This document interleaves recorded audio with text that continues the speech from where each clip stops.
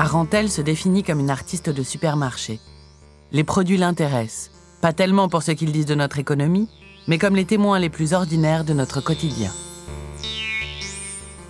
La consommation, c'est quelque chose qui va nous définir d'une certaine manière. Tout le monde consomme, qu'on ait un rapport plus ou moins apaisé avec ce terme-là. Ces objets-là, c'est des objets qui parlent de la consommation par défaut parce qu'ils en sont le produit, mais c'est aussi des objets qui parlent de nous, parce que c'est nous qui les utilisons, et à partir du moment où ils sont extraits de ce processus sériel, ils redeviennent des objets uniques, et ils vont dire quelque chose, chacun différent, en fonction de son possesseur, de l'utilité qu'on en aura.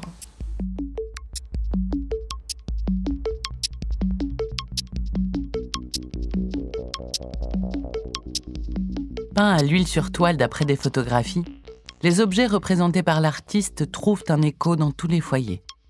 Suspendus à un mur, ils changent de statut et malgré leur apparente banalité, marquent ainsi leur spécificité. L'infraordinaire, c'est une manière de découper des choses dans le réel, comme si on traçait un cadre, comme ça, juste dans notre monde, et de prendre ce cadre et de le projeter sur une toile.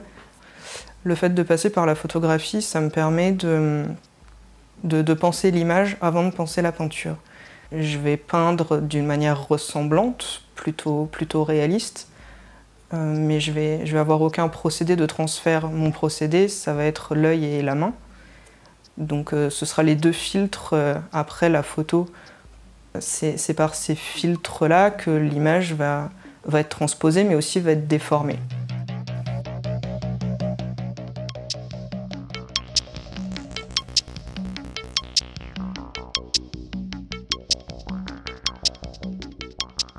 Dans ses séries d'aquarelles Anaéro et Boîtoscope, Arantel transforme ses œuvres en devinettes.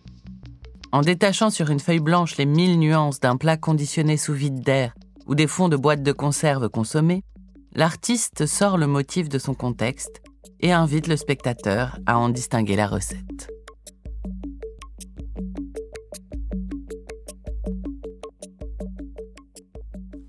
En fait, la peinture, je la conçois comme un médium qui est très actuel, qui est empreint de codes de l'histoire de l'art qu'on connaît, qu'on apprend.